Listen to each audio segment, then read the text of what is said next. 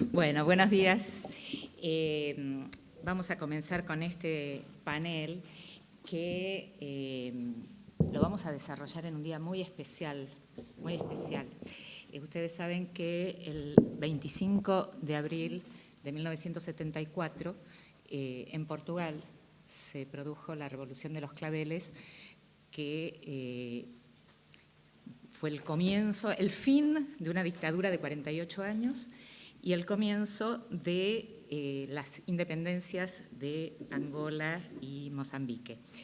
Así que, bueno, para mí hacer una charla sobre la lusofonía, sobre las traducciones de los textos en portugués al español, exactamente a 45 años de esa fecha, realmente me emociona. Yo pensé en presentar a los oradores antes de que expongan. Así que, bueno, les digo que a mi derecha primero está acá al lado mío Joan Riverete Rodríguez, lo tenemos a Gonzalo Aguilar, acá está Claudia Solans y Magdalena González Almada. Pero después, antes de que hablen, les cuento un poquito su obra, sus traducciones. Así que, bueno, vamos a comenzar con Joan Riverete Rodríguez, que es el responsable de Asuntos Culturales de la Embajada de Portugal en Buenos Aires y es director del Centro de Lengua Portuguesa Camões, Instituto de Cooperación y de la Lengua, y nos va a dar un panorama de las traducciones y de la lusofonía en este momento. No va a hacer las otras presentaciones. Después. Bueno, buenos días. Me gustaría agradecer muchísimo la invitación a la Asociación Argentina de Traductores e Intérpretes. Es un gusto estar acá cada año, de verdad que sí. Yo hoy me perdí cuando venía hacia aquí, pero ahora estoy acá un poco con más de estrés que antes, pero estoy acá. Hoy es una fecha importante, sí. Gracias por acordarlo. Y nosotros tenemos claveles para todos los presentes. Y entonces es nuestro regalo a ustedes, es un clavel a la salida. Y voy a empezar. Entonces, yo voy a hablar de...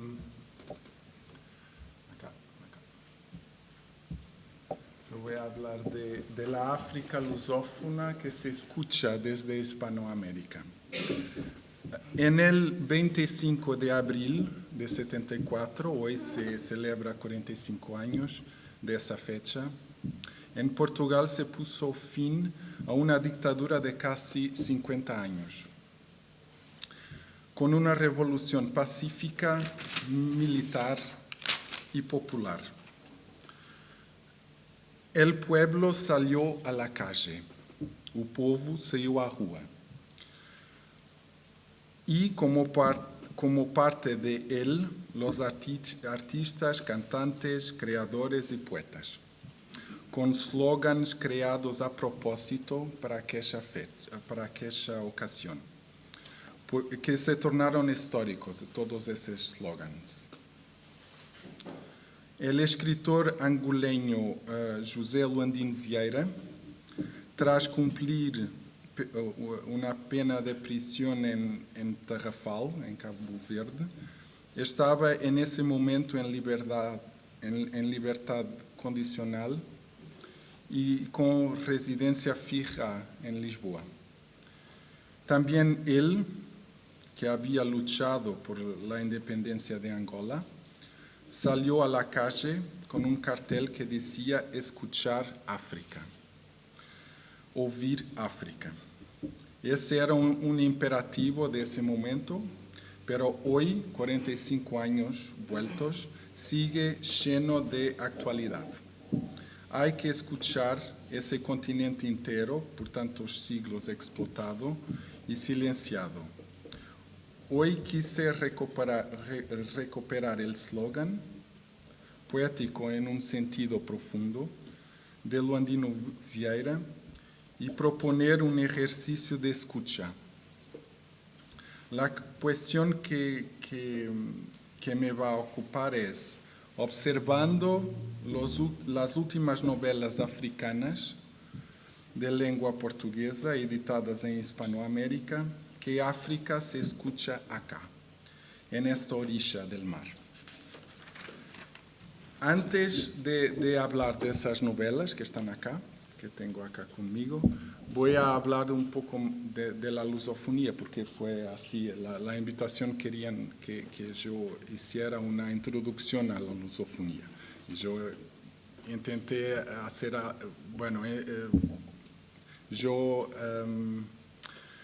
quise hacer algo distinto, como expliqué ahora.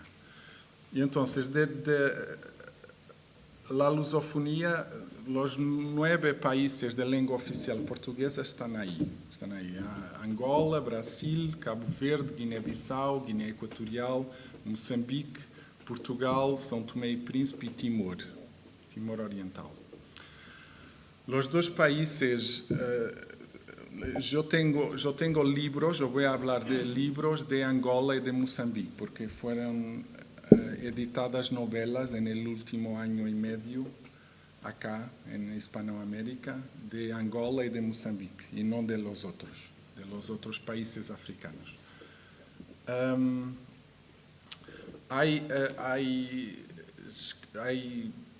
En los últimos 10 años han sido traducidos al castellano más de 342 libros, de los cuales 101 han sido publicados en Hispanoamérica con la siguiente distribución. Están ahí los números. Un número muy significativo en Colombia y en México también y en Argentina. El número más elevado en Colombia se debe a la presencia de Portugal como país invitado en Filbo, en la Feria Internacional de Bogotá, en 2013. Y a los programas especiales de apoyo creados justamente en ese año. Entonces, escritores portugueses y africanos de lengua portuguesa publicados en castellano en Hispanoamérica en esos 10 años son esos todos. Ahora vamos a hablar entonces de África y de África en Hispanoamérica. Novelas africanas de lengua portuguesa, editadas en Hispanoamérica en el último año y medio, en 2017 y 2018. Entonces tenemos una novela de Agualusa, que es la reina Ginga, no sé si se puede cambiar el nombre. Decirlo en castellano, Ginga, algo así. No sé, la reina Ginga o reina Ginga, ¿no? El otro es de Pepe Tela, el terrorista de Berkeley, California. Hay un otro que es de Paulina Chiziana, La única mujer, ahí. Que se llama El alegre canto de la perdiz, está acá. Y el último es la Sociedad de los Soñadores Involuntarios, que está acá también. No sé, acá. Bueno, son novelas un poco distintas. Son 3 novelas de Angola y una de Moçambique. Paulina Chiziana es de Moçambique. Y también es la primera edición de 2 de esas novelas, de esta y esta, fueron editadas en Colombia, y esa y esta acá, en Argentina. Las ediciones colombianas no son primeras ediciones en Hispanoamérica, fueron primero editadas en Habana, pero fueron publicadas otra vez ahora, en Colombia. Bueno, entonces ese es el corpus de que yo voy a intentar hablar. Yo voy a empezar por hablar con esa cuestión en mente de que África llega acá. Voy a empezar excluyendo. En esa novela, El terrorista de Berkeley, California, escrito por Pepe Tela en 2008, no se ubica en Angola o en África, ni en África. Sí, en los Estados Unidos, y sus personajes no son angolanos, tampoco africanos. Bueno, africanos son afrodescendientes, aún no que es. Son mexicanos sobre todo, son norteamericanos, chinos. La novela trata de la vigilancia apretada que los Estados Unidos imponen al mundo, manteniendo equipos de investigación especializados en buscar señas de terrorismo en las trocas de comunicación virtuales en Internet. Hay muchos equívocos, el tono es humorístico, es de humor, es de parodia. El tema es la paranoia por la amenaza terrorista, por enemigos imaginarios. Y de África es solamente un lingüista de Bantu, una de las lenguas angoleñas, que no puede dormirse después del almuerzo en su oficina cerrada, en su oficina de la universidad, en nombre de la moral. Esa es la única referencia que hay en esa novela Angola. De angolaño no hay mucho, pero hay el humor. El humor creo que sí, que es angolaño y tiene tradición en la literatura angoleña también. Hay un tono de parodia que acorda otras novelas policíacas de Pepe Tela, como las novelas de Jaime Bunda. El nombre Jaime Bunda es una parodia de James Bond. Y Bunda. Entonces hay algo así, hay ese humor de parodia. Y también es un humor que viene de otros autores angoleños, como de Manuel Rui, y de un clásico que creo que es muy importante en la literatura angoleña, que se llama Quem me dera ser onda. Y el tono de humor es parecido. Entonces, y yo creo que eso sí es angoleño, es de la literatura angoleña. Pero no hay más que esto. Entonces, de ese no puedo decir mucho más que eso. De las otras tres novelas, sí hay más que decir. De Agualusa tenemos dos novelas. La Reina Ringa, traducida por Cláudia Solange, y la otra también traducida por Cláudia, que es La Sociedad de los Soñadores Involuntarios.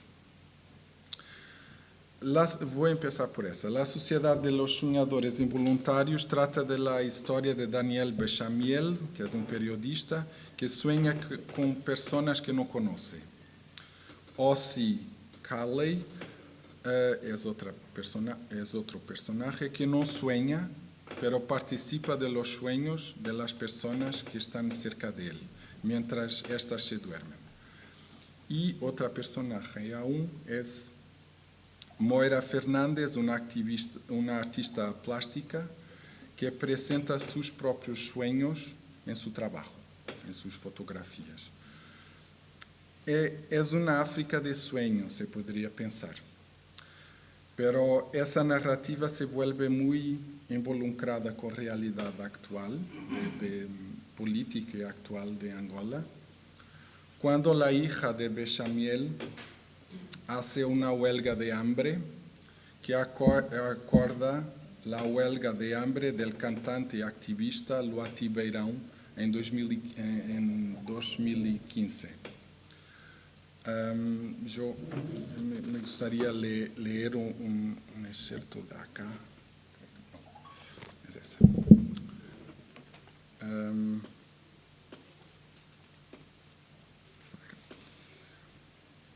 Querido papá, me duele mucho que tú y mamá sufran por mí. Me gustaría que hubiese otra manera de hacer lo que creo justo sin inquietar a los que amo. Como no fui capaz de imaginar alternativas, espero por lo menos hacerte saber cómo llegamos hasta aquí. Estoy segura de que si comprendes, me apoyarás. Apoyarme no es intentar que desista de esta huelga de hambre, ni pretender que me quede con la boca cerrada o diciendo que sí a todo lo que mi corazón reniega. Me apoyarás cuando consigas darme la mano, aún no estando de acuerdo.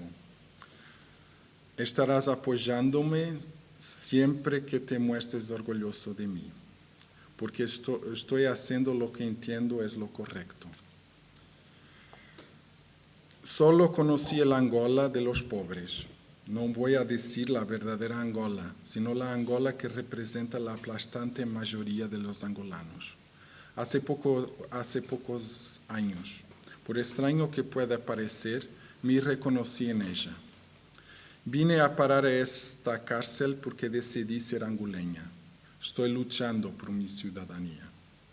El miedo destruye las personas, corrompe más que el dinero. Vi que ocurría eso en el condominio Angola de mamá. Vi que ocurría eso en tu República de los Artistas. Veo que ocurre eso también en la Angola donde viven casi todos los angolanos. Entonces es una Angola de algunos. Hay dos Angolas, es eso que quiero decir.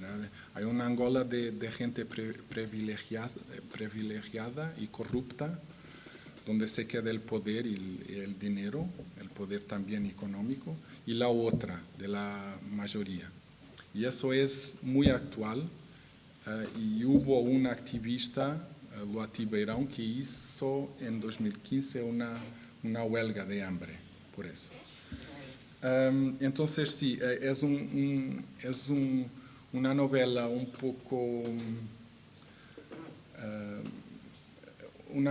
poco de ciencia ficción hasta aquí. Después empieza a ser muy real. Empieza como ciencia ficción de asuntos paranormales y de gente que comparte sueños y todo eso, pero después se vuelve una cosa muy real y actual. La otra novela de Agualusa, La Reina Ringa, fue escrita en 2014, es un poco más antigua que esa. Es una novela histórica.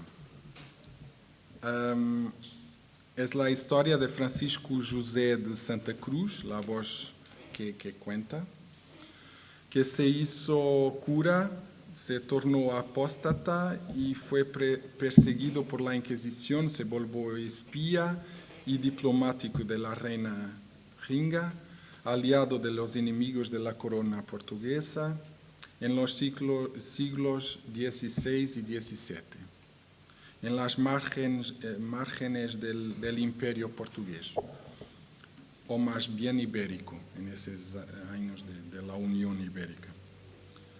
Se pasa entre Olinda, en Brasil, en Luanda, Angola y termina en Ámsterdam, en Holanda. Se trata de una novela ubicada en el periodo del colonialismo portugués, de intriga internacional, una vez más, como la otra. La otra también tiene esa dimensión de intriga internacional, porque por los sueños hay intentos de aprovechar esa capacidad de compartir sueños como para extraer información clasificada. Y aquí también hay esa dimensión internacional de intriga política internacional. Es una novela que se ubica en la resistencia al Imperio portugués y se centra en ese personaje histórico que se llama Ringa, la reina Ringa, la reina africana que supo resistir al imperialismo portugués y y le hizo frente. Bueno, entonces es una novela histórica, como histórica también es la última de que me gustaría hablar, esa de Paulina Chiziane, la única mujer escritora que nos llega acá. El alegre canto de la perdiz es también una novela histórica. Está ubicada en los años 30 del siglo XX, o sea, en el comienzo de la dictadura portuguesa. Y eso es importante, porque es cuando el colonialismo portugués se vuelve más fuerte todavía. Es una novela que tiene un tono muy serio, muy más serio que las otras novelas. No se trata de una novela de aventuras, como las de Agualusa, tampoco es una novela de tono chistoso como es la de Pepe Tela. Se trata de un romance muy denso que habla de dos generaciones, tres en realidad, pero dos sobre todo, dos generaciones de mujeres africanas, negras, que son explotadas por el hombre blanco, Delfina y María das Dores. En el comienzo de la novela, hay una escena que se quedó en mi cabeza, que es la escena de una mujer, María das Dores, desnuda, desnuda en un lugar que aparece en un lago, aparece desnuda ahí, en un lago donde solamente los hombres podían ir. Y esa es una transgresión, y es una transgresión también de lo cuerpo femenino. Es el cuerpo que se impone en un lugar de hombres. Y entonces la novela empieza con esa afirmación muy fuerte, muy fuerte. Y entonces es una novela que nosotros podemos asociar a un ecofeminismo que es muy actual. La noción de que hay una explotación del cuerpo de la mujer, que es también que está conectada con la explotación de los recursos naturales del planeta. Y eso es el tema de la novela. Yo tengo acá también un fragmento muy corto, lo prometo. ¿Dónde está? Acá. Porque Delfina, yo tengo que contar un poquito de su historia. Delfina se casa por amor con un hombre negro también. Y ella se casa, es una prostituta, y ella se casa para poner fin a ese sentimiento, porque es un sentimiento que la subyuga a un hombre igual que tiene su color de piel. Y eso no puede ser. Ella se quiere conectar con un hombre blanco para poder tener hijos mestizos y para poder ascender, subir socialmente con sus hijos. Pero bueno, se casa con él. Y después, mientras están casados, ella empieza a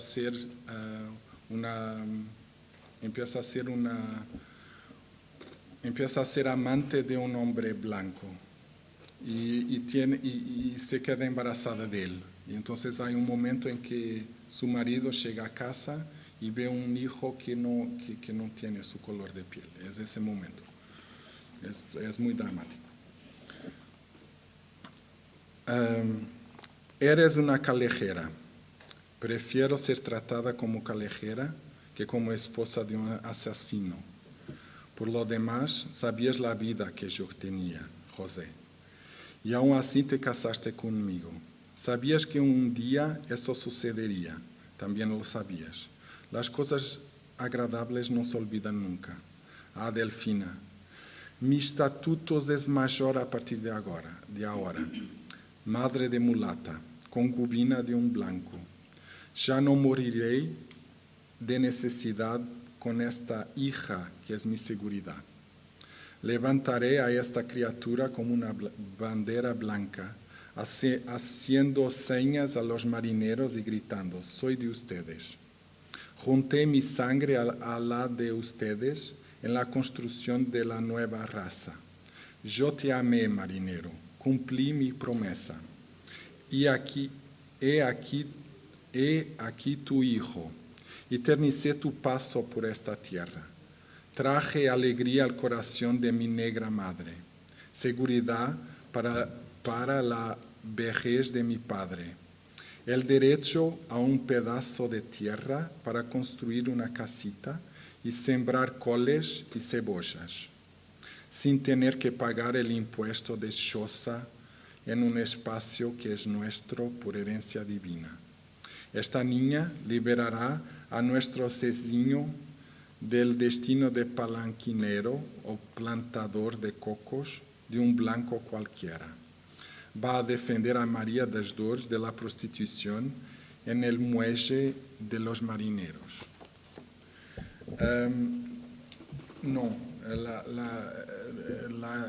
La hija María das Dores va también a ser explotada sexualmente por blancos, entonces no se resuelve así.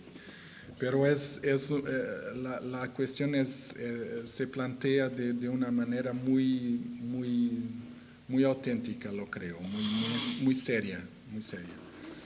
Y entonces, como conclusión, yo podría decir que hay Áfricas que llegaron acá en el último año y medio. Hay Áfricas. Hay una África que no es más que una mirada graciosa al mundo de paranoias en el que vivimos todos. Una África de aventura, de mucha intriga desde un punto de vista europeo, siempre. Desde un punto de vista no europeo, perdona. No europeo, no. Es un punto de vista postcolonial, siempre. Las novelas de Agualusa no tienen otro punto de vista. Y una África capaz de apuntar de forma muy contundente lo que está mal en el mundo y lo que nosotros deberíamos escuchar. Muchas gracias.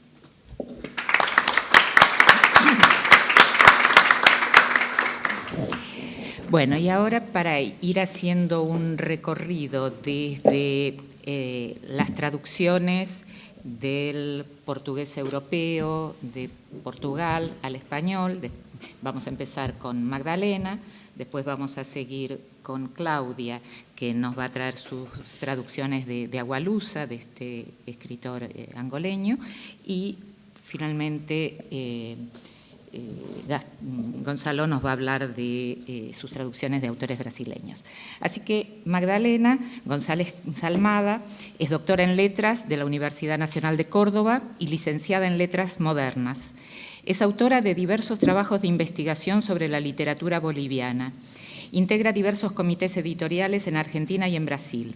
Ha realizado numerosas traducciones del portugués, entre ellas la más reciente es Un árbol crece y nadie le pregunta por qué, del escritor portugués Eugenio Roda, publicado por la editorial Portaculturas en 2018. Gracias. Bueno, buenos días a todos. Yo también muy agradecida por la invitación y muy contenta de compartir este panel con todos ustedes. Realmente es una oportunidad para mí muy valiosa en el sentido de que me invita a realizar una reflexión sobre mi trabajo como traductora, que a veces esto no sucede con mucha asiduidad, entonces está bueno también poder pensar un poco desde ahí, ¿no? Lo que quería presentar hoy es un trabajo que pone en tensión dos traducciones que yo hice de autores portugueses, y que me parece que tienen como, yo decía, como naturalezas diferentes, ¿no? En el sentido de que son dos textos y dos autores muy dispares y que como traductora también me demandaron capacidades, competencias diferentes. Entonces, bueno, me parecía que estaba interesante quizás poder compartir con ustedes hoy esas experiencias,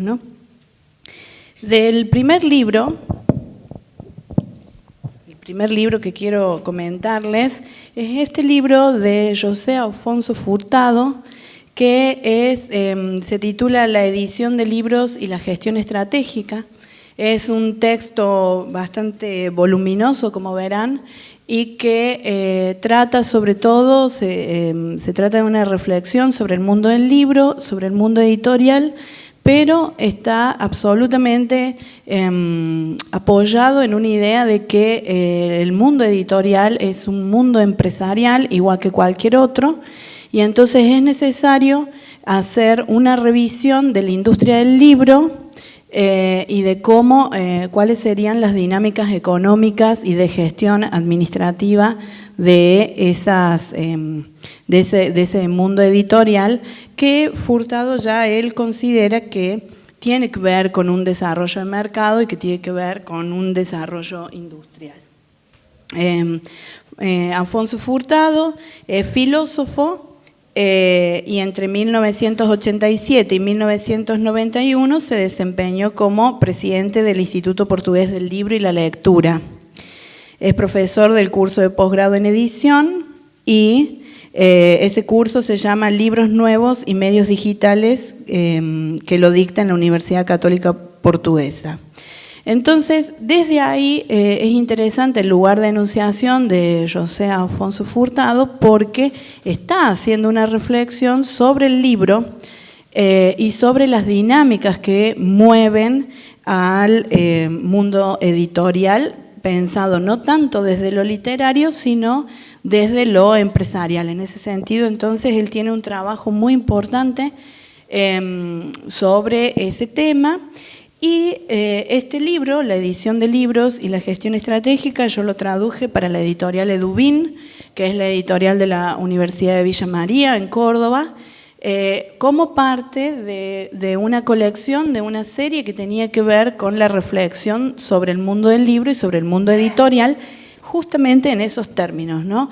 El editor, que es el magíster Carlos Gácera, le interesaba particularmente la traducción de este libro y de este autor, porque permitía también expandir un poco algunas ideas sobre el mundo del libro, y él como editor a cargo de esta casa editorial, entonces también le interesaba y bueno, formaba parte un poco de las inquietudes de él. Este libro demandó para mí, bueno, por supuesto, todo un conocimiento también. Nosotros y nosotras cuando traducimos aprendemos también, porque implica no solamente, como se dice, ¿no? Nunca una traducción es el traspaso de una lengua a otra, sino que implica comprender cuáles son las lógicas, las motivaciones que llevaron al autor a poder escribir ese libro, cuál es la investigación que va por detrás, que la sostiene. Y entonces, en ese sentido, bueno, para mí también representó, como yo vengo del mundo de la literatura, entonces poder observar, digamos, desde este otro lugar, desde este otro aspecto, el mundo editorial, etcétera, el mundo del libro, realmente fue muy valioso. Me gustó mucho, pero me demandó una exigencia muy fuerte en términos del conocimiento de las dinámicas económicas, de las dinámicas de la gestión administrativa, cuadros, o sea, hay una serie de paratextos que acompañan este texto que, bueno, realmente hizo que la traducción fuera muy interesante. Y que bueno, que para mí demandara quizás algunas competencias que capaz que estaban, pero un poco dormidas. Entonces me gustó mucho. Y me gustó mucho conocerlo a través de su texto a José, porque él realmente es un promotor en Portugal del libro y hace una reflexión muy importante respecto a esto, ¿no? El libro como soporte o los diferentes soportes del libro, ¿no? Entonces hay algunas conferencias de él que tienen que ver con el ebook, con una reflexión sobre las bibliotecas, cuál es el rol o el papel que van a jugar las bibliotecas en el futuro. Entonces, bueno, hay ahí como una apuesta muy importante de este autor, ¿no? Y la experiencia más reciente que tengo es completamente dispar, es la traducción de este pequeño gran libro que se llama Un árbol crece y nadie le pregunta por qué. A diferencia del libro de Edubín, en el libro de Portaculturas, el nombre de las traductoras, yo hice esta traducción junto con mi hermana, con Leticia González Almada, entonces fue una traducción colaborativa. El nombre nuestro aparece en la tapa, con lo cual a nosotras nos parecía que era un gesto político en estos tiempos muy importante, que revaloriza nuestro trabajo como traductoras y en ese sentido poder pensarnos de manera explícita como autoras. Y realmente en esta experiencia de traducción del libro de Eugenio Roda se jugaron varias cosas y por eso es tan importante este libro y tan querido para nosotras. El título original, bueno, primero la primera diferencia más evidente en relación a Furtado y es que este es un texto literario y el de Joseph Furtado no, es un texto de otra naturaleza. El título original del texto de Eugenio Roda es Abecedetre, ¿no? Entonces es un título que viene del francés, pero es un juego de palabras con el francés, ¿no? Es un texto que se puede pensar en una primera instancia como un diccionario y como un diccionario para niños, pero claramente esas categorías luego son rebasadas por el propio texto, ¿no? Entonces tuvimos la primera dificultad de que la mayoría de las palabras que Roda había pensado, que aparecen en la versión original, venían, o sea, estaban en francés, ¿no? Entonces en el texto original hay un juego entre el francés y el portugués, un juego que en esta traducción que nosotras intentábamos hacer, de repente encontramos como esa primera limitación, ¿no?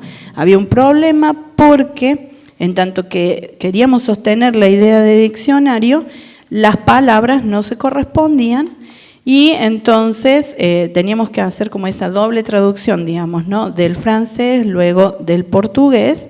Pero todo esto implicaba, digamos, una complejidad del texto, un texto muy pequeño pero bien complejo en ese sentido. Entonces tuvimos que empezar a tomar algunas decisiones, y decisiones que tenían que ver con el plano de lo estético, ¿no?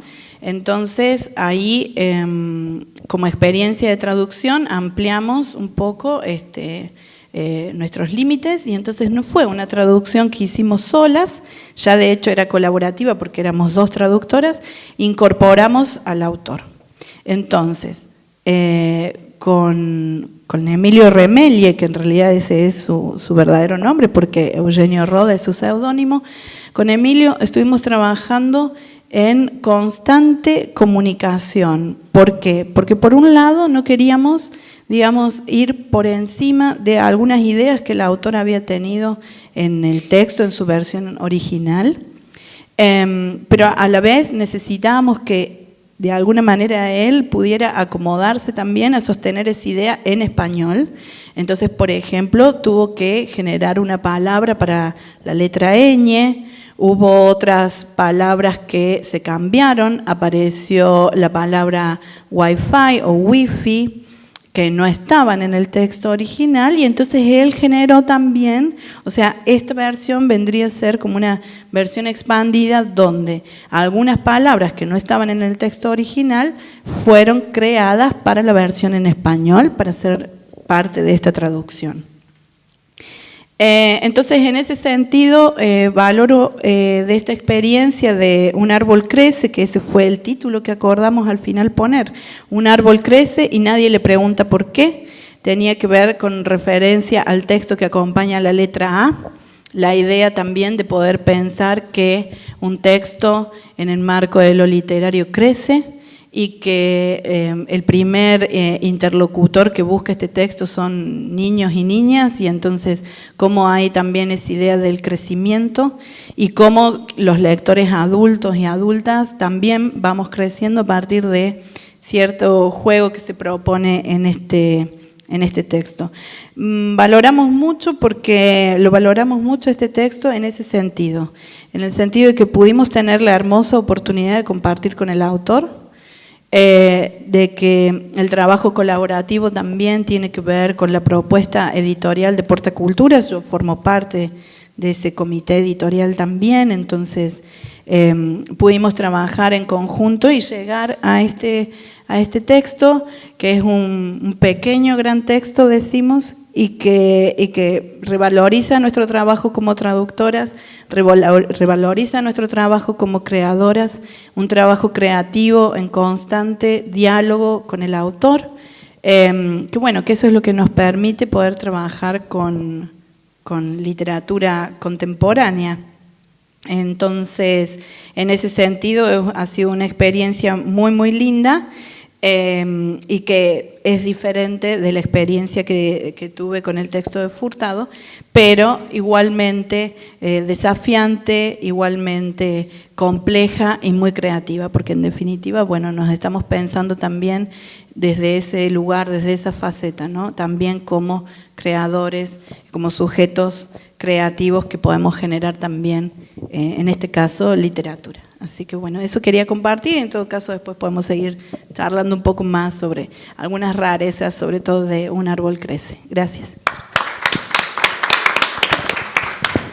Súper interesante, y nos lleva a pensar que ayer tuvimos un panel en el que una traductora expuso su traducción de un diccionario infantil del italiano al español y planteaba los desafíos. Así que ya tenemos que ir armando un panel en el que dialoguen esas situaciones, porque es riquísimo, es muy rico. Sí, sí, sí.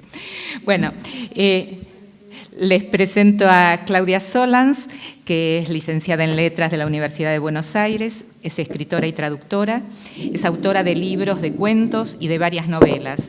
Ha traducido del portugués al español a João Gilberto Noll, Ronaldo Correa de Brito, Caio Fernando Abreu, Clarice Lispector, Bernardo Carvalho, José Eduardo Agualusa, entre otros.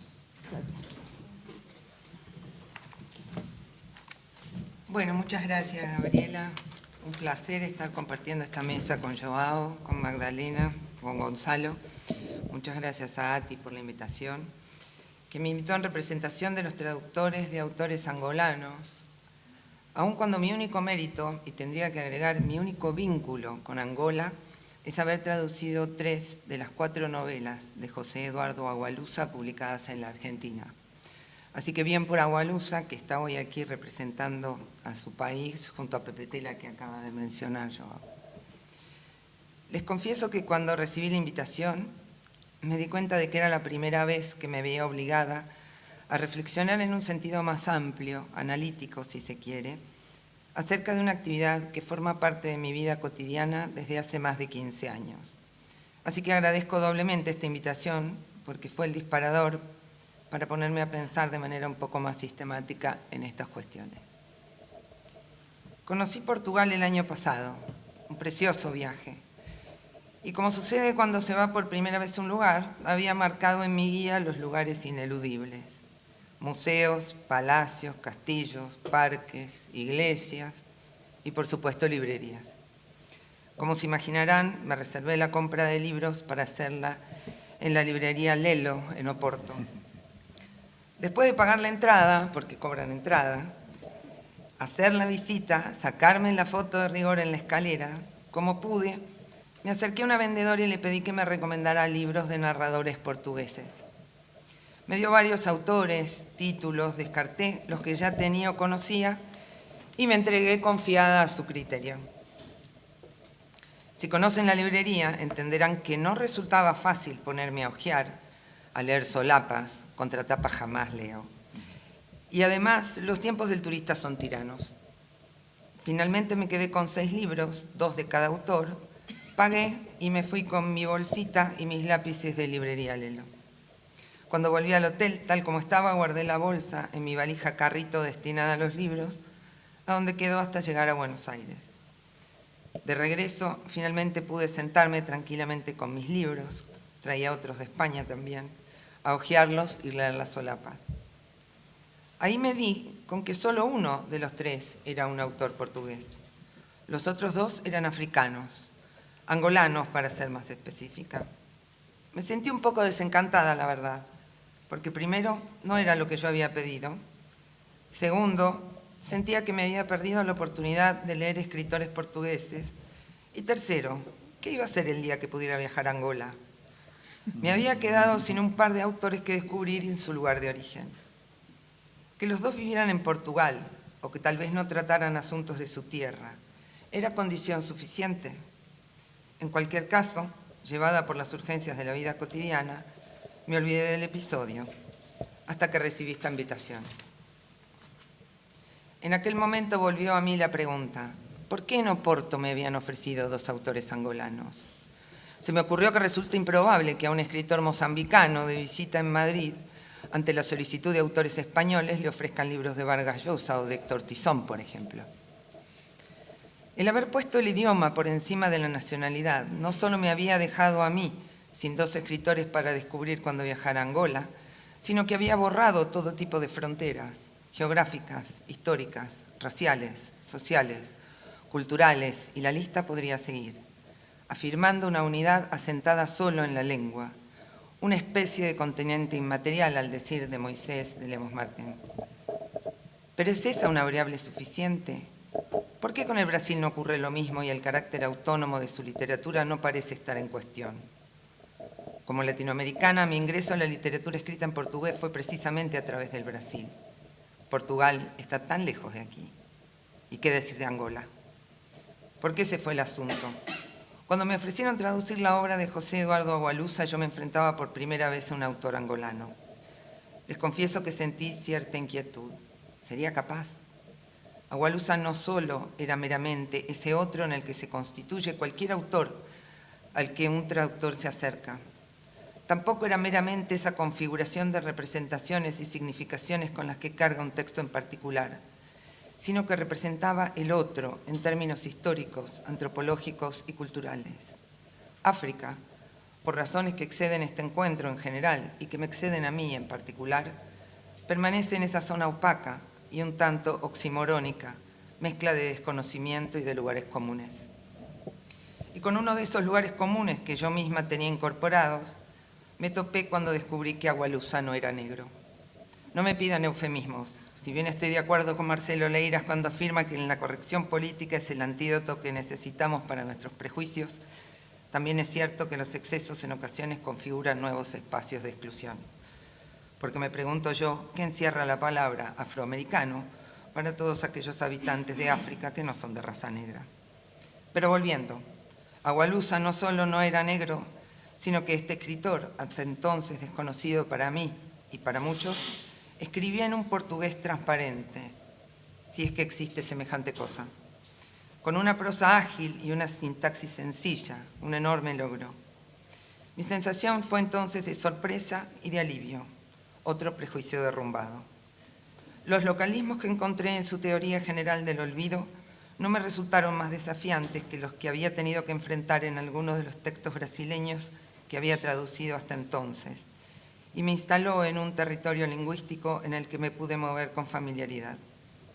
Me enfrenté a las innumerables decisiones acostumbradas, con relación a las palabras, con relación a la sintaxis, a la significancia, a la musicalidad.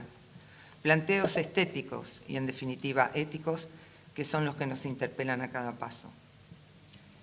No fue diferente con la Sociedad de los Soñadores Involuntarios, esta vez con la ventaja de que Agualusa, la prosa de Agualusa y yo ya nos conocíamos. Sin embargo, un par de palabras que aparecían con cierta frecuencia empezaron a incomodarme. Independencia, colonia, colonialismo. En pleno siglo XXI, en una historia que transcurría en el siglo XXI, me encontraba con expresiones que en mi imaginario aludían a procesos y fenómenos asociados al siglo XIX y que en mi oído sonaban por lo menos anacrónicos. Se trata de África, me dirán. No crean que yo había perdido de vista ese detalle. Durante mi formación universitaria había hecho algún recorrido por los textos canónicos del poscolonialismo, Fanon, Sáenz, Miñolo. Poscolonial, posmodernidad, geocultura, subalterno y alteridad eran palabras frecuentes en un discurso acerca de un fenómeno que había redistribuido las fuerzas materiales e inmateriales en todo el globo a lo largo del siglo XX. Pero ahora yo estaba ahí, en la Angola de 2016, teniendo que trasladar a mi idioma la vivencia corporal de una guerra de independencia a la que todavía el tiempo no había dado héroes de bronce. Debía transmitir con fidelidad los sueños y recuerdos de una colonia muy reciente. Cito, en una ciudad como Luanda, un mulato de ojos verdes crece rodeado de ciertos privilegios. Así era en la época colonial y continúa siendo así ahora. Leía en la Sociedad de los Soñadores Involuntarios. No se trataba de un viajero del tiempo. Esa época colonial y el proceso de independencia posterior al que a cada paso se referían los personajes no se parecía a ninguno de los que yo llevaba en mi imaginario.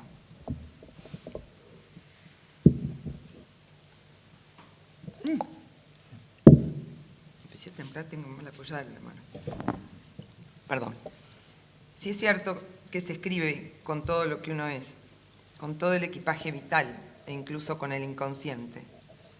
¿Por qué resultaría distinto en el caso de la traducción? Entonces, ¿cómo evitar que las marcas de mi propio extrañamiento se trasladasen al texto? Sabemos que le mot juste no es más que un desideratum, incluso en la lengua materna. Cuanto más cuando en el proceso no solo están involucradas dos lenguas, sino dos, o por lo menos dos, concepciones del universo. Mi preocupación era evitar que esa sensación de anacronismo se filtrara entre las palabras. Y me puse a estudiar, a tratar de entender que en Angola y la mayor parte de los países de África, palabras como colonia e independencia coexisten en un mismo plano de realidad con computadoras y dreadlocks. ¿En qué medida influyeron esas lecturas en el resultado? Es imposible de determinar. En aquel momento, de lo que estaba segura, era de que el único antídoto contra las traiciones de mi inconsciente era el saber. Finalmente, llegó a mis manos La Reina Jinga, y toda la confianza que había ido sumando en el tiempo de trabajo con la prosa de Agualusa empezó a tambalear. En la novela, ubicada en el siglo XVII, me esperaba un protagonista que no solo oficiaba de intérprete y traductor, sino que además escribía. Y escribía como en el siglo XVII, quiero decir, a la manera de 1600 y tanto. José Eduardo Agualusa, que en sus otras novelas había usado en sus propias palabras el portugués de todos los territorios, de todas las variantes, en este texto iba mucho más allá. Usó el portugués de todas las variantes y de varios tiempos, dijo sobre La Reina Jinga. Y se dedica a resucitar palabras y modos sintácticos que estaban olvidados. ¿Cómo se traslada de una lengua a otra esa mezcla, ese artificio que no es más ni menos que un efecto de lectura? Porque del mismo modo en que nuestro Antonio Di Benedetto había hecho con Sama, Agualusa inventaba un modo de decir que no tenía anclaje en la realidad. Me encontraba como en abismo frente a un narrador que era traductor de lenguas vernáculas, pero también traductor de mundos, tal como afirma el propio Agualusa. Astuta elección que le permite al autor instalar términos y conceptos sin necesidad de usar una sola bastardilla, ni siquiera una nota al pie. El quimbundo, por mencionar solo uno de esas lenguas, y el portugués, circulan en el texto, si no con la misma ocurrencia, sí con el mismo prestigio. ¿Cómo trasladar esa decisión, esa ideología, esa política del texto sin traicionarla y al mismo tiempo hacerla legible para un lector en lengua española? ¿Con qué herramientas podía yo, desde mi castellano rioplatense, dar cuenta de ese portugués deliberadamente pedregoso? La primera decisión, muy elemental, fue respetar la ausencia de marcas gráficas. No habría bastardillas en el texto y evitaría, tanto como pudiera, las notas al pie. Esta decisión descansaba en otra, simultánea, que fue la de entregarme a la tarea que Francisco José de la Santa Cruz, el protagonista y narrador, iba realizando por mí: traducir e interpretar. Plegarme con docilidad a su mirada extranjera y extrañada ante ese nuevo mundo, a ese nuevo código, a esa nueva legalidad. Pero entonces me encontré con un nuevo escollo. ¿Qué hacer con esas palabras olvidadas mencionadas por Agualusa? Rastrear sus equivalentes en nuestro idioma. Pero ¿cómo medir el olvido que sufren las palabras en otra lengua?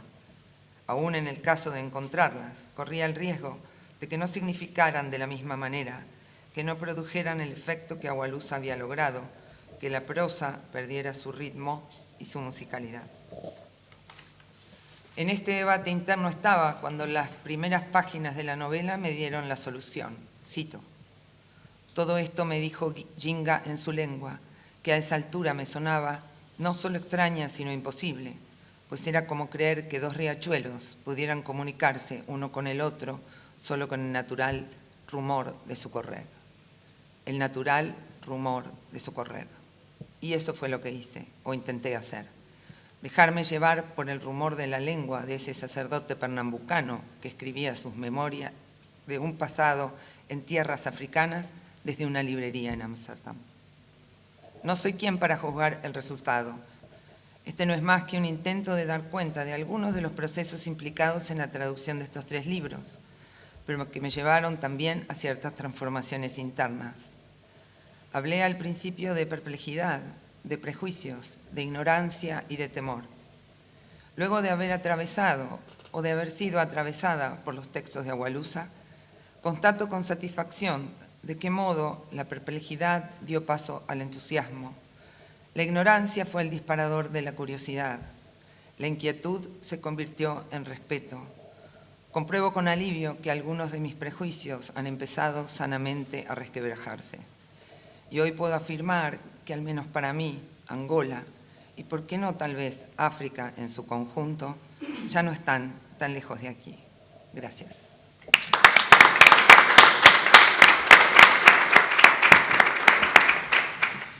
Interesantísimo, espero que tengamos después tiempo para algunas preguntas o cosas que surjan, y si no lo hay, lo haremos fuera del micrófono. Bueno, Gonzalo Aguilar es doctor en Letras de la Universidad de Buenos Aires e investigador del CONICET. Es escritor y traductor. Es autor de varios ensayos sobre literatura brasileña. Tradujo autores brasileños, entre ellos los que se destacan Augusto de Campos, Clarice Lispector, João Guimarães Rosa, Dalton Trevisan y Osvaldo de Andrade. Bueno, yo no puedo poner acá. ¿No logras? Funciona el mouse. ¿Está colgadito? Ahí se fue para allá, ahí lo vi, sí. Ahí. Sí, recién andaba por allá. Ahí está, ahí. Ah, ya está.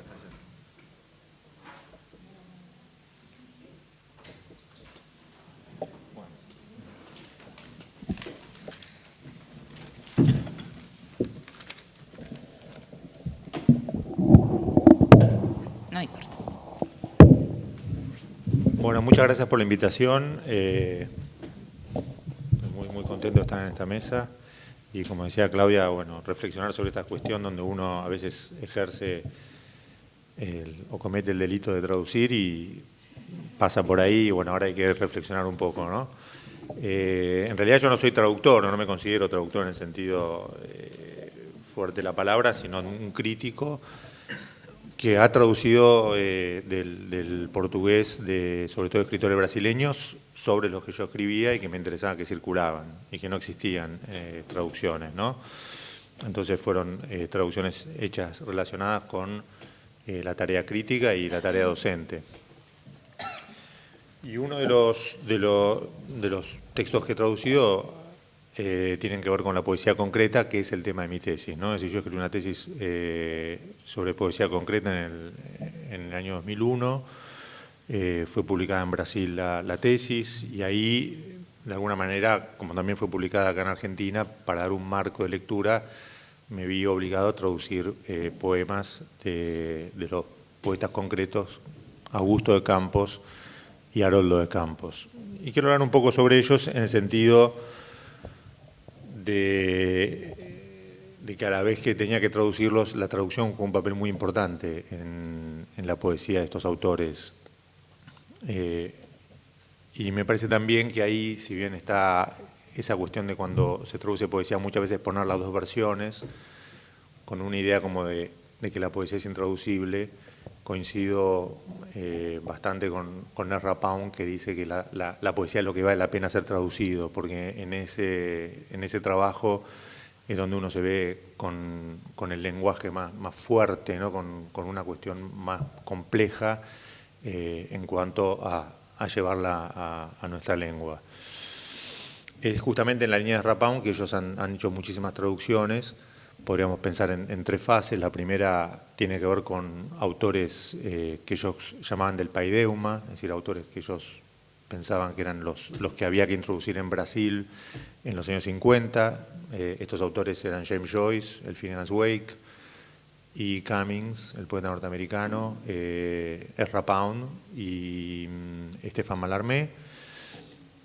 Obviamente textos muy difíciles de traducir, ellos fueron traduciendo partes, en algunos casos poemas, y de esa manera fueron llevando adelante un programa de vanguardia vinculado con esas traducciones. Pero después en los 60 comenzaron ya a traducir, bueno, la idea de la poesía concreta era una poesía visual, ¿no? Una poesía en la cual el verso había terminado su ciclo y había que buscar nuevas maneras de composición poética. Ya en la segunda etapa comenzaron a traducir algunos poetas en verso, ¿no? Sobre todo los poetas provenzales y algunos poetas italianos. Y en la última etapa, la de Haroldo de Campos, quizás la más interesante, es cuando comenzó a traducir los textos canónicos, ¿no? Tradujo Goethe del alemán, tradujo Dante Alighieri, siempre traducciones parciales, digamos, que él consideraba como ejemplos de traducción. Tradujo la Ilíada de Homero, la tradujo completa, y tradujo fragmentos de la Biblia. Y la idea de Haroldo era hacer una traducción que de alguna manera transformara la lengua portuguesa, la acercara a la otra lengua y estableciera una suerte de traducción radical, ¿no? En el sentido estético de la palabra. Y para eso él utilizó una palabra que me parece que es muy interesante para pensarla en una jornada como la de hoy, que es la idea de transcreación. Él decía que no hacía traducciones, sino transcreaciones. Fue buscando diferentes términos, finalmente llegó a esto, a este término, a este neologismo, que él dice que expresa una insatisfacción, dice Haroldo de Campos, ¿no? Con la idea naturalizada de traducción, ¿no? Ligada a los presupuestos ideológicos de la restitución de verdad o de fidelidad y a la literalidad, ¿no? Es decir, la subordinación de la traducción a un presunto significado trascendental del original. Idea, dice él, que subyace a las definiciones usuales más neutras, ¿no? Traducción literal, o más peyorativas, traducción servil, de la operación traductora, ¿no? De alguna manera esta idea de transcreación tiene la virtud, primero, de jerarquizar el lugar del traductor y después considerar que el texto traducido tiene también un estatuto estético del mismo tenor que aquel texto que se traduce, ¿no? Yo traje dos ejemplos nada más para que vean, más o menos los doy muy rápido porque si no, no va a llevar mucho tiempo, pero es el poema Blanco de Octavio Paz, ¿no? Que es un poema visual, un poema que espacial más que visual, termina con este último verso que es la transparencia es todo lo que queda, y la traducción que hizo Haroldo, ¿no? Donde el último verso traduce a transparencia é o que resta ao fim de tudo, ¿no? Entonces, si uno compara estos dos versos, va a ver que hay un trabajo de traducción de mucho desplazamiento, porque el verso de Octavio Paz es un endecasílabo. Para Octavio Paz el endecasílabo juega un papel central dentro de la lírica en castellano, es el verso por excelencia letrado, ¿no? A la diferencia del octosílabo, que sería el verso por excelencia de la poesía oral. Y cuando Haroldo lo traduce, no traduce un endecasílabo, ¿no? Traduce un alejandrino. No es el mejor alejandrino de Haroldo, pero es un alejandrino. Y Octavio Paz percibe esto y en una carta le escribe y le dice por qué había hecho esta traducción, ¿no? Entonces, lo que dice Haroldo es que el verso que sale, si fuera un endecasílabo literal, ¿no? Que sería a transparencia de todo que resta, ¿no? Una traducción más literal, sonora y métricamente, si no un endecasílabo, perdería la fuerza que tiene en la medida en la lengua castellana, ¿no? Resulta en portugués algo flojo, sin la armoniosa escansión de su magnífica línea llave en castellano, ¿no?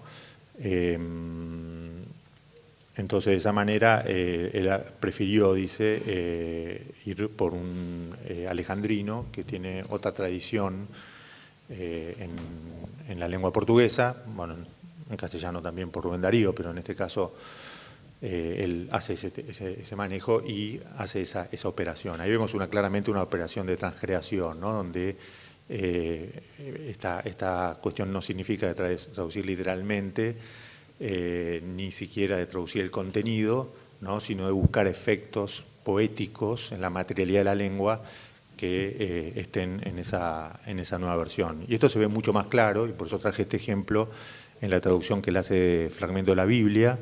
En este caso es el Coelet, el Eclesiastés, donde puse de un lado el texto en portugués y de otro lado el texto de la Biblia tradicional con el cual nosotros nos manejamos, y quizás el momento, digamos, donde se ve más claramente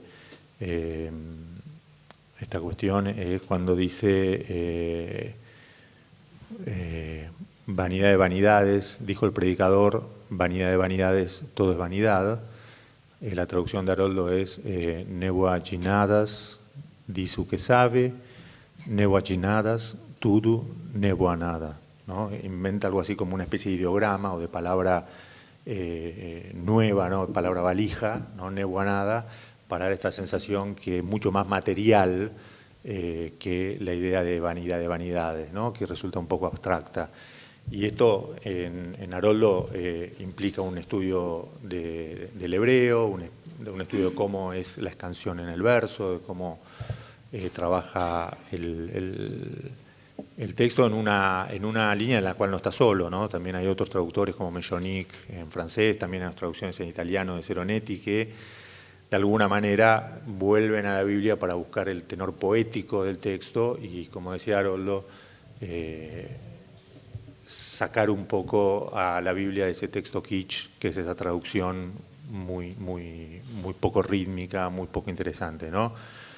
Generación va y generación viene, mas la tierra siempre permanece, geração que vai y geração que vem, y a terra durando para siempre, ¿no? Es decir, la diferencia es abismal realmente y los efectos son muy poderosos.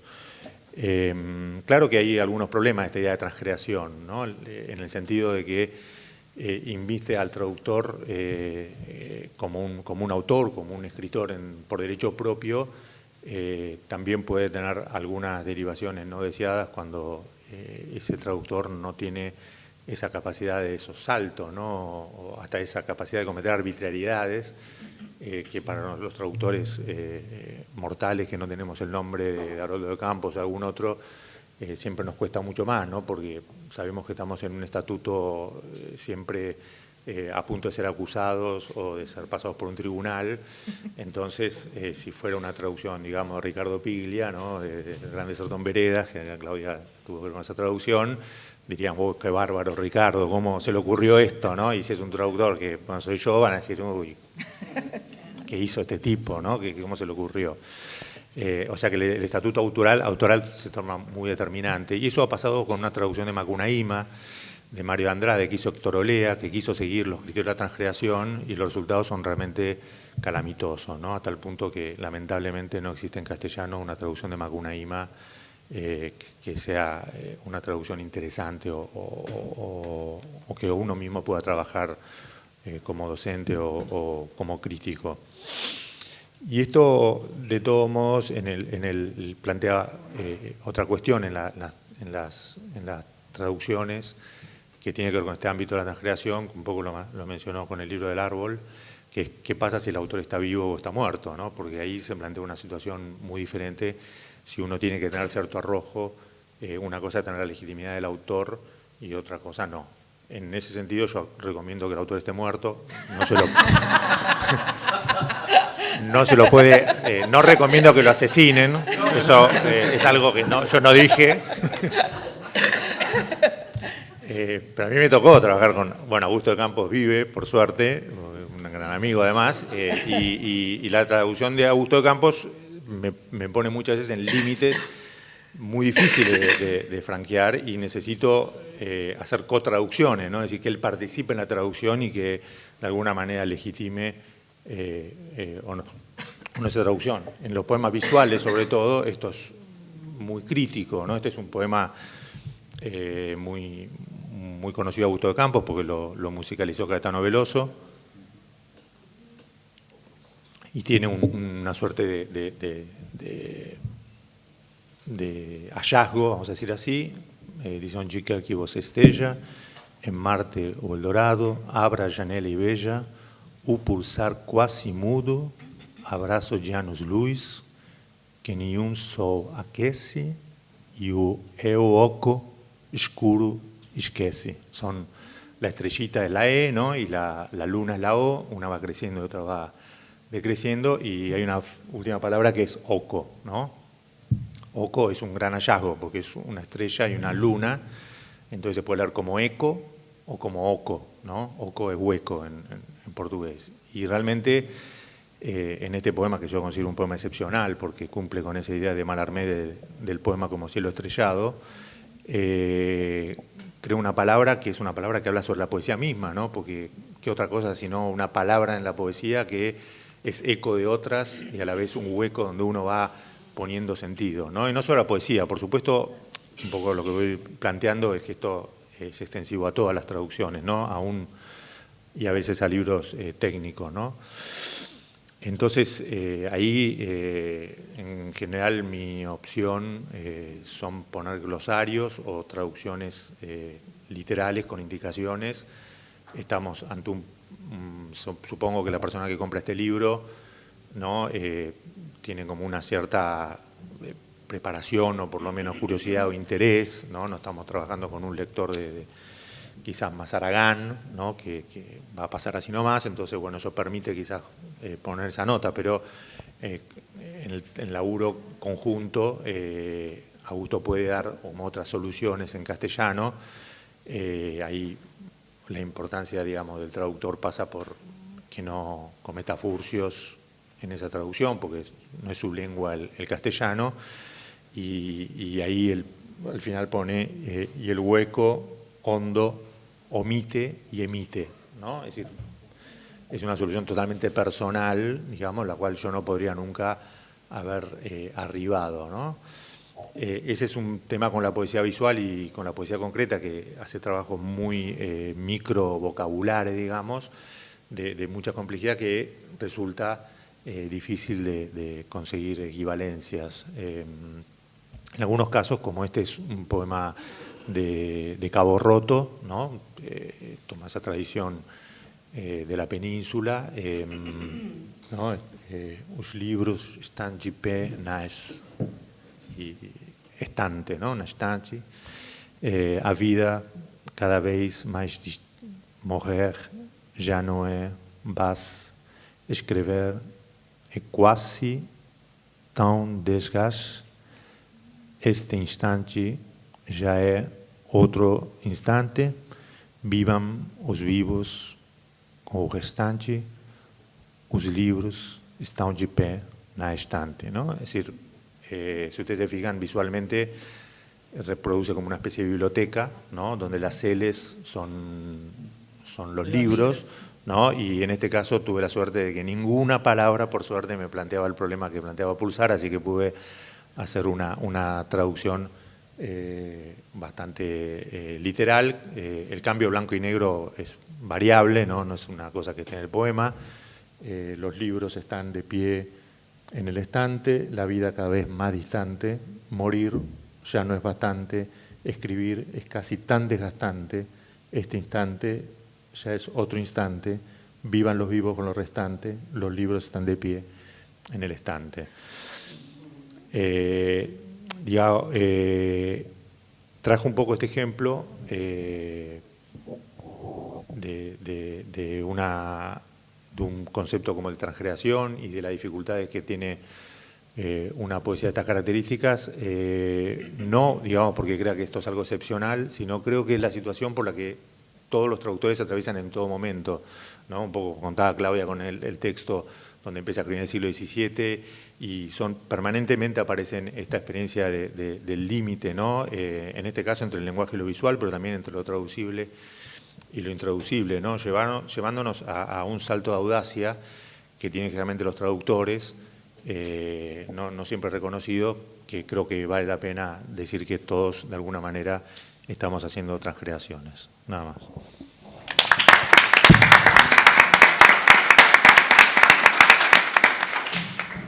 Bueno, entonces abrimos el espacio para preguntas, si las hay de la sala. Si no, yo tengo. Yo quería hacer una pregunta, Magdalena. Sí. Por la grabación. Sí, yo sé.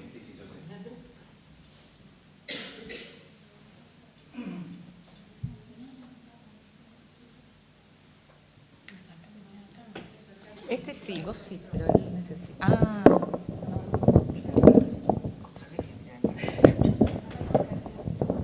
ahí está. Este para vos, Magdalena. Hola. Hola, sí. Quería preguntarte si en el libro de Furtado él adopta en algún momento, en alguno de los textos, un giro sociológico siguiendo los análisis que comenzó Pierre Bourdieu en cuanto a la circulación internacional de las ideas, el lugar de la edición y de los traductores en esa circulación internacional de las ideas, y que luego siguieron Gisèle Sapiro y Pascal Casanova. No, en el texto de Furtado creo que esas ideas puede ser que están como subyaciendo, pero propiamente lo que él hace es tomar un marco teórico que viene del lado de la economía, digamos, ¿no? De las ciencias económicas y de la administración. Y sí se queda mucho con ejemplos o con un desarrollo que él toma como punto de partida de la cuestión de la gestión, ¿no? Porque la gran pregunta que atraviesa todo el texto es acerca de cómo desde las lógicas y la dinámica del mundo del libro podemos, digamos, pensar o tensionar en las lógicas y las dinámicas de cualquier otra industria, ¿no? Entonces el primer paso que él realiza es realzar la cuestión del mundo del libro como industria. Entonces de ahí parte para poder seguir haciendo todo el razonamiento. En ese sentido yo creo que sí, que hay conceptos teóricos de la sociología como de Pierre Bourdieu, que vos decías, como Campo, por ejemplo, pero yo creo que subyacen, digamos, todas estas ideas, se toman como quizás en una cuestión como intrínseca, ¿no? Como un conocimiento ya que está de alguna manera atravesando de antemano estas reflexiones, y él se apoya más en la cuestión de la gestión, la administración, y hay ahí toda una cuestión de teoría económica, me parece, que pensándola, digamos, trasladándola al mundo del libro y al mundo de la edición, entonces es como realmente un gran aporte en ese sentido, y tiene sí un marco teórico, una propuesta teórica que él sigue y desarrolla todavía más, que sí, que me parece que es muy interesante para poder pensar en términos de lo del libro.